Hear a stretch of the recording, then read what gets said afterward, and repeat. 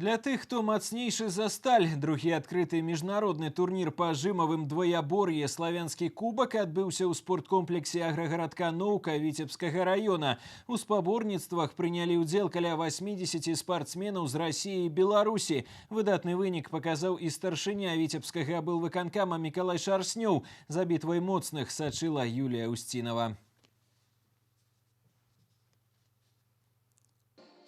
Спартыўна і ярка-прафесійнае свята работнікаў фізкультуры і спорту адзначылі ў аграгарадку Ноўка. Адкрытыя пляцоўкі акупіравалі маладыя людзі. Тут і актыўныя, і гульнявыя, камандныя і індывідуальныя віды спорту, і шашкі, шахматы для аматараў. А вось сілавы спорт для моцных целам і духам. Ноўкінскі спорткомплекс прыняў другі адкрыты міжнародны турнір па жымавым двоябор'і «Славянскі кубак». На сустрэчу сяброў сапернікаў сабраліся каля 80 атлетаў з Беларусі і 17 рэгіёнаў Расіі. Жимовое двоеборье заключается в жиме штанги лежа в двух упражнениях. Это жим на максимум, 3 подхода, как в обычном пауэрлифтинге, и один подход идет многоповтор. То есть спортсмен свою весовую категорию жмет на количество повторений. И потом по сумме килограммов, поднятых в первом упражнении, добавляется количество повторений. В итоге вычисляется итоговый балл, по которому, собственно, и определяется победитель турнира. Такое двоябор'е называюць яшчэ спецназам жыму, таму што спартсмены ўмеюць жаць як на максімум, так і на трываласць. Адначасова трэніраваць сілу і трываласць справа не з лёгкіх. У жымавым двоябор'е вызначыць пераможцу захадзя проста немагчыма. Усё можа вырашыць 1 кілаграм, 1 падыход,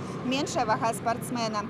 Прыйграючы ў першым практыкаванні, атлет можа абысці супернікаў другім і вырваць перамогу. Таму спаборніцтвы праходзяць цікава, азартна, бачны ход барацьбы. У турніры спаборнічаюць сапраўды моцныя людзі. Роман Залуцкі ў вагавой катэгорыі да 130 кілаграмаў устанавіў рэкорд Еўропы. Яму пакарыліся 355 килограммов. Интересный вид у нас, борьба длится долго, и, как вот только что сказал, и на раз жмут, и на количество, то есть там интересно и для зрителей, и для спортсменов. Акрамя брутальных мужчын, у турніры па жымавым двоябор'е прынялі ўдзел 15 дзяўчын. Сярод далікатных з выгляду дам разгарнулася вострая барацьба. Мне нравится поднимать тяжелые веса и преодолевать себя. Я обалдею от этого.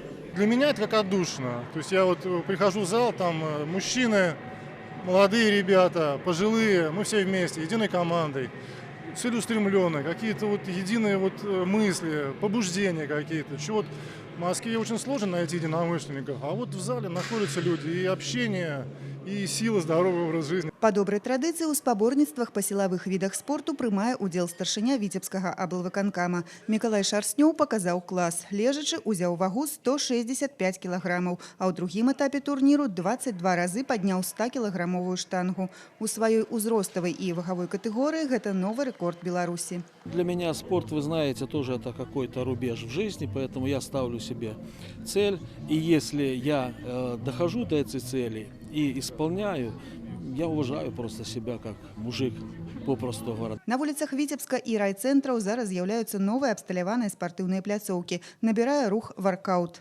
Конечно, нужно совершенствовать оборудование, ассортимент оборудования расширять и, безусловно, создавать условия не просто в поле поставить где-то.